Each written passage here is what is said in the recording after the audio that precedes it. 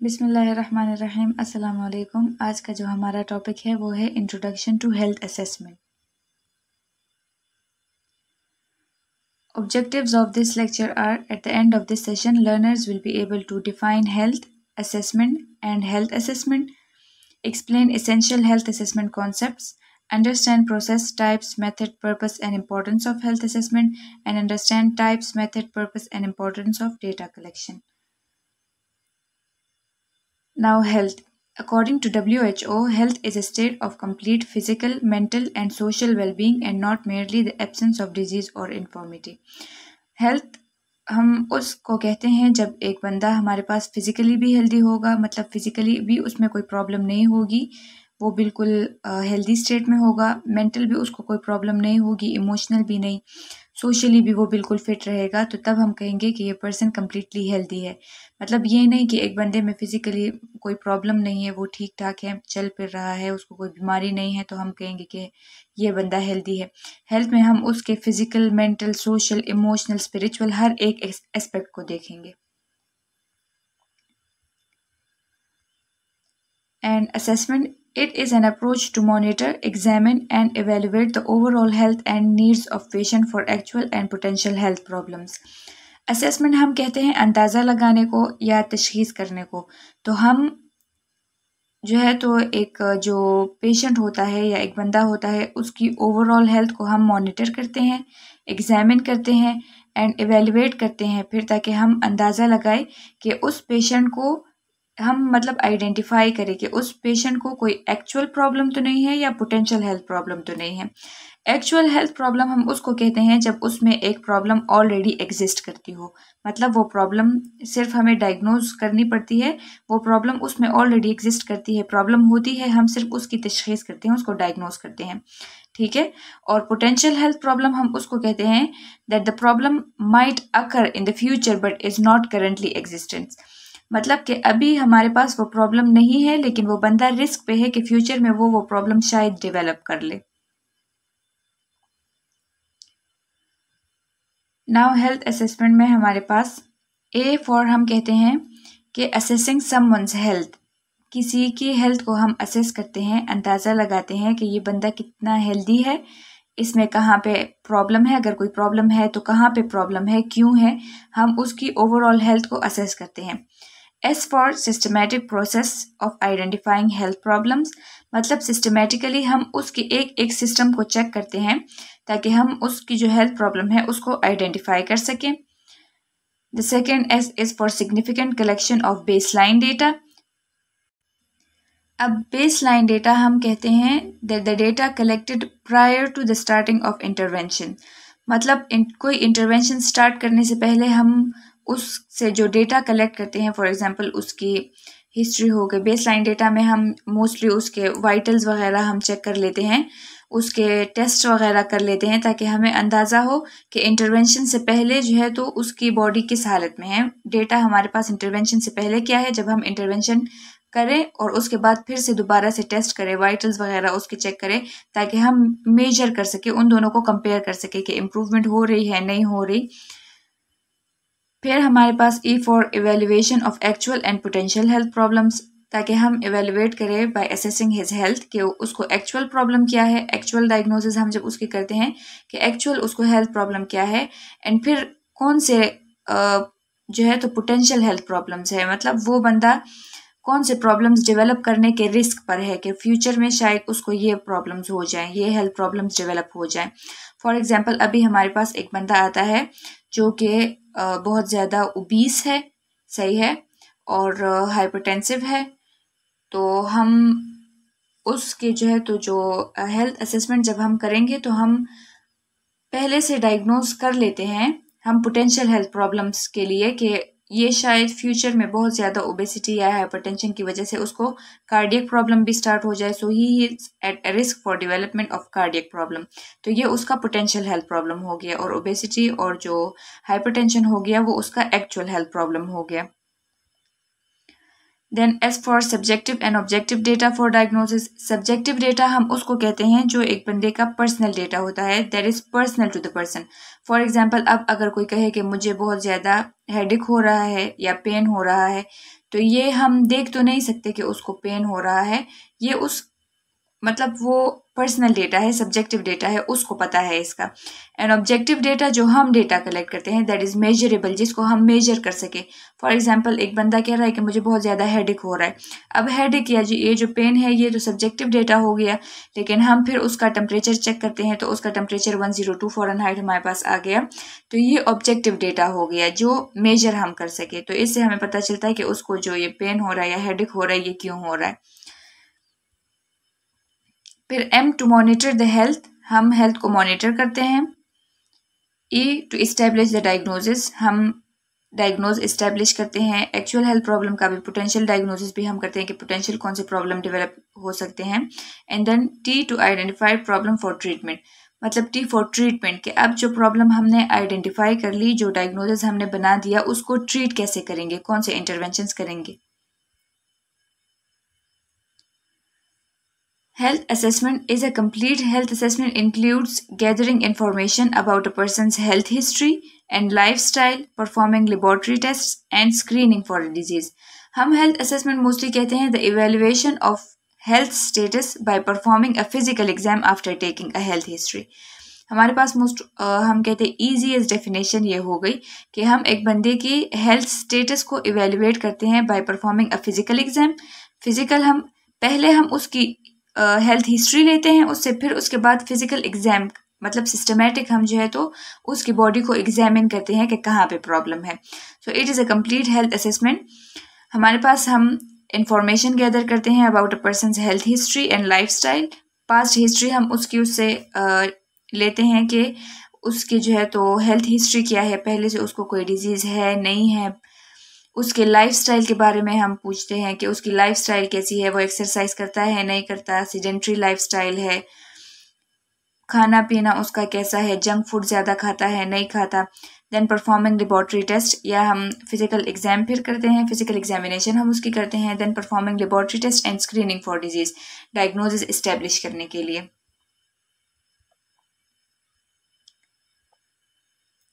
Physical examination, it is an evaluation of the body and its physiology using inspection, palpation, percussion and auscultation. ये हमारे पास 4 skills हैं जो हम health assessment में use करते हैं। हमारे पास एक है inspection, the second one is palpation, the third one is percussion and the fourth one is auscultation. आपसे MCQs में ये भी पूछा जा सकता है कि हमारे पास फिजिकल एग्जामिनेशन के लिए कितनी स्किल्स यूज़ होती हैं। तो आप के पास फिजिकल एग्जामिनेशन के लिए या हेल्थ असेसमेंट के लिए हम 4 स्किल्स यूज़ करते हैं, ठीक है। फिर वो 4 स्किल्स हमारे पास inspection, palpation, percussion and auscultation. Usually ये जिस सीक्वेंस में लिखे हुए हैं इसी सीक्वेंस में हम करते हैं। फर्स्ट हम इंस्पेक्शन करते हैं, सेकंड फिर हम पाल्पेशन करते हैं, third one percussion and then auscultation, IPPA. लेकिन सिर्फ जब हम एब्डोमिनल जो असेसमेंट हम करते हैं तो तब हम फर्स्ट इंस्पेक्शन करते हैं, फिर उसके बाद पाल्पेशन करते हैं, फिर ऑस्कल्टेशन और फिर उसके बाद परकशन करते हैं। सबसे लास्ट पे फिर हमारे पास परकशन आ जाता है। Nursing assessment, now collection of subjective and objective data to determine a client's overall level of functioning in order to make a professional clinical judgement. अब हमारे पास नर्सिंग असेसमेंट में हम पेशेंट से जो है तो सब्जेक्टिव डेटा भी कलेक्ट करेंगे, that how he is feeling, उसकी फीलिंग्स क्या हैं, उसको कैसा लग रहा है, उससे सब्जेक्टिव डेटा हम कलेक्ट करते हैं।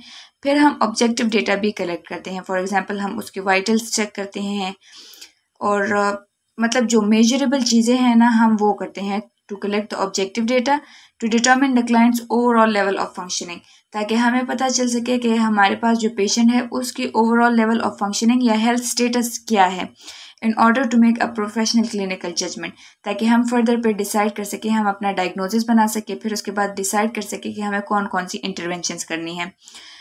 Medical assessment focus primarily on the clients physiologic changes such that diagnosis and treatment. Medical assessment है, हाँ, मतलब प्राइमरीली उसका जो फोकस होता है वो फिजियोलॉजिक चेंजेस होती हैं कि एक पेशेंट की बॉडी में क्या क्या चेंजेस आ रही हैं, उसकी एनाटमी में, उसकी फिजियोलॉजी में क्या क्या चेंजेस आ रही हैं, लेवल ऑफ फंक्शन उसका कैसा है, अगर कोई स्ट्रक्चरल चेंज है या कोई फंक्शनल चेंज है, वो प्राइमरीली उस पर फोकस करती है for diagnosis and treatment. Nursing assessment में हम जो है तो उसके जो एनाटमी या फिजियोलॉजी में जो चेंजेस आ रही हैं, उसके फिजिकल जो चेंजेस हैं उस पर भी फोकस करते हैं, इमोशनल जो है उस पर भी फोकस करते हैं, उसके कॉग्निटिव पे भी फोकस करते हैं, सोशल वगैरह। नर्सिंग असेसमेंट या नर्सिंग जो हमारे पास असेसमेंट है उसमें हमारे पास ये सारी चीज़ें आती हैं। Illness is an unhealthy condition of body और माइंड। हमारे पास इलनेस जब बॉडी या माइंड मतलब हेल्थ से डेविएट कर जाए, हेल्थ जो उसका स्टेटस है वो रिड्यूस हो जाए, हेल्दी कंडीशन से वो डेविएट कर जाए अनहेल्दी की तरफ, उसको हम इलनेस करते हैं। और इलनेस हमारे पास मतलब प्राइमरीली ये बहुत एक सब्जेक्टिव फीलिंग होती है एक बंदे के, क्योंकि हम चलो अगर बॉडी में तो कोई चेंजेस आ जाए ना तो फिर भी वो हमें दिखाई तो देती है। फॉर एग्जांपल एक बंदे को फीवर है तो हम चेक कर सकते हैं उसको उसका टेम्परेचर जो है तो हम लेके मेजर कर सकते हैं कि उसको फीवर है, लेकिन ये एक बहुत ही सब्जेक्टिव फीलिंग होती है। एक बंदे को खुद पता चलता है कि वो इल है, उसको हेडेक वगैरह होगा, ये सारी चीज़ें। और माइंड में तो फिर अगर एक बंदा डिप्रेस्ड है या खफा है या हमारे पास सैड है तो वो भी हम कहते हैं कि वो हेल्दी कंडीशन में तो नहीं होता। अगर किसी को एंग्जाइटी है वो फिजियोलॉजी वाइज फिजिकली तो हमें हेल्दी और फिट लगेगा, लेकिन वो होता नहीं, तो इसलिए हम कहते हैं कि illness is primarily a very subjective feeling. अब disease a disorder of structure और function in a human, animal or plant, especially one that produces specific symptoms or that affects a specific location and is not simply a direct result of physical injury। अब हमारे पास disease हम कहते हैं जब एक human, animal या plant के structure या फंक्शन में कोई चेंज आ जाए, स्ट्रक्चर या फंक्शन नॉर्मल से डेविएट कर जाए या रिड्यूस हो जाए, तो हम कहते हैं कि उसको डिजीज़ है। और डिजीज़ से हमारे पास स्पेसिफिक सिम्टम्स प्रोड्यूस होंगे। हर एक डिजीज़ की स्पेसिफिक सिम्टम्स होती हैं। फॉर एग्जांपल अगर किसी को मलेरिया हो जाए तो उसको बहुत ज़्यादा फीवर होगा, चिल्स होंगे, नाइट जो हमारे पास उसका मतलब एनीमिक हो जाएगा बंदा। अगर टीबी है उसको तो कफ होगा, नाइट स्वेट्स होंगे, सही है, फीवर होगा उसको। तो हर एक डिजीज़ की स्पेसिफिक सिम्टम्स होती हैं that effects a specific location. और हर एक डिजीज़ एक स्पेसिफिक लोकेशन मतलब जिस जगह को अफेक्ट करेगी तो उसी के साथ रिलेटेड जो है तो वो सिम्टम्स भी हमारे पास जाहिर होंगे। And is not simply a result of direct physical injury. मतलब डायरेक्ट कोई फिजिकल इंजरी तो नहीं होती, इंजरी से भी हमारे पास हो जाता है बंदा, उसकी स्ट्रक्चर या फंक्शन रिड्यूस हो जाती है या ख़राब हो जाती है, डेविएट कर जाती हैं नॉर्मल से। लेकिन डिजीज़ में हमारे पास डायरेक्ट फिजिकल इंजरी नहीं होती। फॉर एग्जांपल डिजीज़ तो हमारे पास पैथोजेंस कॉज करते हैं जो कि डायरेक्ट फिजिकल इंजरी तो नहीं देते, लेकिन फिर भी हमारे पास जो है तो स्ट्रक्चर या फंक्शन वो डेविएट कर जाते हैं नॉर्मल से। Wellness is generally used to mean a healthy balance of a body, mind and soul that results in overall feeling of well-being। हमारे पास wellness हम कहते हैं जब एक बंदा ओवरऑल हेल्दी फील करे, उसकी बॉडी मतलब फिजिकली भी वो हेल्दी हो, फिट हो, माइंड, सोल, स्पिरिचुअली, सोशली, हमारे पास इमोशनली वो बिल्कुल ठीक हो, वो हेल्दी हो, उसकी बॉडी बैलेंस में हो, तो हम कहते हैं that this person is well, उसको हम वेलनेस कहते हैं। Now, nursing process. The nursing process consists of 5 dynamic and interrelated phases. Nursing process हम कहते हैं a systematic guide to client-centered care। हमारे पास नर्सिंग प्रोसेस एक सिस्टमेटिक गाइड होता है। इसमें हमारे पास 5 स्टेजेस होते हैं, 5 फेजेस होते हैं हमारे पास नर्सिंग प्रोसेस के। ये भी आपके पास एक MCQs बन जाता है कि हमारे पास नर्सिंग प्रोसेस में कितने फेजेस होते हैं या कितनी स्टेजेस होती हैं। हमारे पास 5 होती हैं। The first one is assessment, फिर नर्सिंग डायग्नोसिस, फिर प्लानिंग, फिर implementation and then evaluation. Assessment में हमारे पास हम देखते हैं, हम एक बंदे जो हमारे पास आता है उससे हम डेटा कलेक्ट करते हैं। हमारे पास 2 टाइप्स का डेटा होता है, subjective data and objective data, जो हम ऑलरेडी पहले डिस्कस कर चुके हैं। सब्जेक्टिव डेटा में हम पेशेंट की फीलिंग्स वगैरह लिखेंगे कि उसको कैसा लग रहा है। फिर ऑब्जेक्टिव डेटा में जो मेजरेबल डेटा होगा जो हम लेंगे उससे।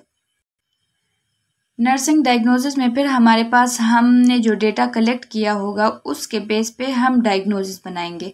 और नर्सिंग डायग्नोज हमारे पास हमेशा डिजीज़ पे नहीं बनता, बल्कि हम किसी सिम्टम को लेके नर्सिंग डायग्नोसिस बनाते हैं। फॉर एग्जांपल हम कहते हैं कि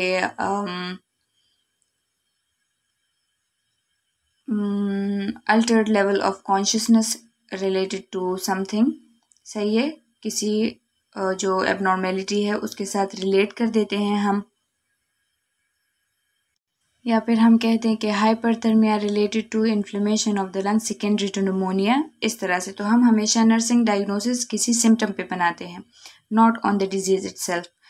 प्लानिंग, फिर उसके बाद हम जो है तो अपने शॉर्ट टर्म गोल्स और लॉन्ग टर्म गोल्स सेट करेंगे। शॉर्ट टर्म गोल्स हमारे पास जो यूजुअली हम कहते हैं लेस देन 24 आवर्स में हम अकॉम्प्लिश कर देते हैं। लॉन्ग टर्म्स जो हमारे पास ज़्यादा टाइम लेते हैं, फॉर एग्जांपल डेज लेते हैं, वीक लेते हैं, इस तरह से। फिर हम अपने गोल सेट करेंगे कि हम इतने टाइम में, हम प्लान करते हैं कि हम क्या करेंगे, इतने टाइम में हम हमारा जो गोल है वो हम अचीव करेंगे। देन इम्प्लीमेंटेशन, फिर हमने जो प्लान किया होता है उसको अप्लाई करते हैं ऑन द पेशेंट, हम इंटरवेंशन करते हैं। And then in the last evaluation, तो इवेल्युएशन में हमारे पास फिर हम उसके हेल्थ स्टेटस को इवेल्युएट करते हैं। बेस लाइन डेटा जब हमने कहा था कि ज़रूरी होता है फॉर कंपेयरिंग, तो स्टार्ट में हमने असेसमेंट के टाइम जो डेटा कलेक्ट किया होता है उसमें हमारे पास मोस्टली वाइटल्स वगैरह आ जाते हैं। फिर इन द लास्ट इवेल्युएशन में हम दोबारा से डेटा कलेक्ट करते हैं और दोनों को कंपेयर करते हैं दैट वेदर पेशेंट की जो हेल्थ है वो इम्प्रूव हो रही है या नहीं हो रही। अगर हो रही है तो हम कहते हैं कि मतलब अगर हमने अपने गोल्स अचीव कर दिए हैं तो हम कहते हैं कि गोल्स मेट, ठीक है, गोल्स हमारे पास मेट हो गए, हमने अपना जो गोल सेट किया था वो अचीव कर लिया। लेकिन अगर हमारे पास पेशेंट की कंडीशन इम्प्रूव नहीं हो रही तो फिर उसके बाद हम कहते हैं, या तो हम कहते हैं कि गोल्स पार्शियली मेट या नॉट मेट, और उसके बाद फिर हम दोबारा प्लानिंग वाले स्टेज पे आ जाते हैं। हम दोबारा से अब जो हमने प्लान किया होता है वो दोबारा से रिन्यू करते हैं, हम अपने इंटरवेंशंस वगैरह चेंज कर लेते हैं और फिर दोबारा से वही इंटरवेंशंस करते हैं, implementation, then in the end evaluation. Skills of assessment, अब हमारे पास 3H लर्निंग स्किल्स है, head, hand and heart. First हमारे पास कॉग्निटिव, हेड प्रॉब्लम सॉल्विंग, तो हम प्रॉब्लम सॉल्विंग स्किल्स अपनी यूज़ करेंगे, हम अपना हेड यूज़ करेंगे कि किस तरीके से हम क्या क्या मेथड्स अप्लाई करें कि हम हमारे पास जो प्रॉब्लम है वो सॉल्व हो जाए। Second one is psychomotor skills, psychomotor skills जिसमें हम कहते हैं हैंड यूज़ करते हैं। फॉर एग्जाम्पल हम पेशेंट को फर्स्ट हमने जो कह दिया कि प्लान करेंगे कि हमने ये चीज़ें करनी है, use our head problem solving के लिए कि हम कौन कौन सी चीज़ें करके प्रॉब्लम सॉल्व कर सकते हैं। फिर साइकोमोटर, फिर हम वो स्किल्स अप्लाई करते हैं। फॉर एग्जांपल हम पेशेंट को मेडिसिन देते हैं, उसकी कोल्ड स्पंजिंग करते हैं अगर हाइपरथर्मिक है, तो ये हमारे पास हमारी साइकोमोटर स्किल्स हो गई जो हम यूज़ करते हैं। And the third one is affective interpersonal, जिसको हम इमोशनल भी कहते हैं अफेक्टिव। हम उसको जो है तो मतलब काउंसिल भी करेंगे और उसको जो है तो हौसला वगैरह देना, एम्पैथी शो करना, दीज आर द इफेक्टिव या interpersonal skills. Now purpose of assessment, अब हम असेसमेंट करते क्यों हैं? To collect data relevant to the patient's health status and to identify deviation from the normal, कि पेशेंट की जो हेल्थ स्टेटस है उसको आइडेंटिफाई करें कि पेशेंट का हेल्थ स्टेटस क्या है, वो हेल्दी है, नहीं है, अगर नहीं है तो कहाँ कहाँ पे प्रॉब्लम है, डेविएशन कहाँ पे है from normal. To discover the patient's strength and coping resources, to identify actual problems and to mark factors that place the patient at the risk for health problems, कि हम actual health problems और potential health problems identify करें। This was all about health assessment। ये हमारे पास health assessment का intro हो गया।